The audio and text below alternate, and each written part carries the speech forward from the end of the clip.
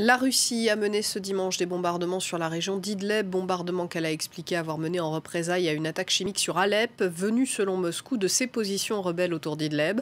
Une centaine de civils ont été hospitalisés avec des difficultés à respirer.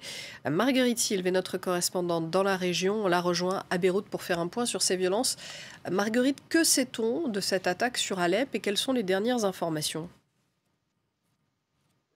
Alors, selon des médias syriens et russes, des rebelles ont tiré des obus chargés au chlore sur des quartiers résidentiels hier soir. Le ministère de la Défense russe a dénoncé l'action de groupes terroristes depuis ces territoires sous le contrôle de djihadistes au sein même de cette zone démilitarisée, des accusations démenties par les rebelles qui ont à leur tour accusé le régime d'Assad. L'agence syrienne Sana, elle a rapporté 107 cas de suffocation et sur certaines vidéos en provenance des hôpitaux d'Alep, on y voit des victimes allongées, forcées de porter des masques à oxygène ou encore cette femme arrivée en chaise roulante avec un grand mal apparent à respirer. Certains médecins indiquent quand même une forte odeur de produits chimiques.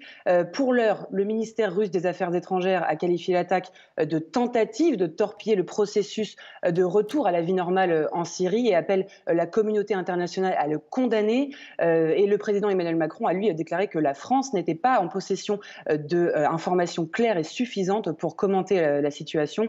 Emmanuel Macron qui a en revanche assuré que Paris condamnait les attaques chimiques. La Russie a mené des bombardements sur Idlib en représailles, je le disais tout à l'heure. Moscou va d'ailleurs discuter avec la Turquie, qui est garante du cessez-le-feu dans cette région d'Idlib.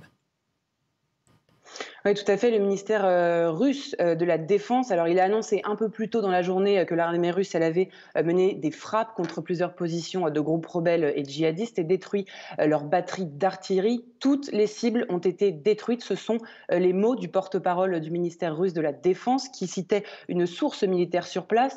Ce qu'il faut savoir, c'est que ces groupes rebelles, ils font partie des irréductibles puisque ce sont les derniers qui se trouvent toujours dans la zone démilitarisée malgré cet accord russo-turc qui prévoyait leur retrait au 15 octobre dernier. Et puis, depuis des semaines, on assiste maintenant à des tensions récurrentes entre l'armée syrienne et ses rebelles qui sont déterminés à ne pas déposer les armes.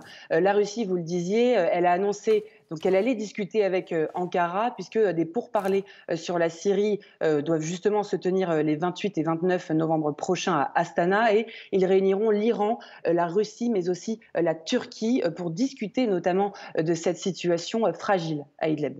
Merci beaucoup Marguerite Silve depuis Beyrouth pour France 24. Ce dimanche, c'est la